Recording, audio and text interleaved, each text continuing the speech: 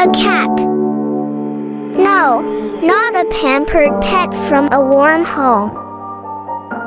She was born on the streets, raised in mud, dust, and an empty stomach. Days passed without a single meal, roaming here and there just for one bite of food. And today was just another day when her eyes caught a fish lying in front of a shop. Why did she steal? The pain of hunger was unbearable. Driven by hunger, she stole that fish. She ran, as if she was running for her life. Some laughed at her. Some chased her away.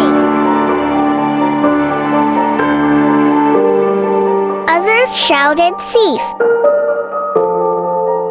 But did anyone stop to ask, what forced a tiny soul to take that path? A little love, a little kindness. She never wanted to be a queen. She just wanted a full stomach.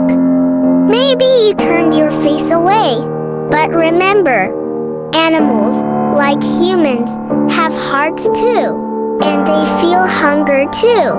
She is not a thief. She is just a victim of hunger.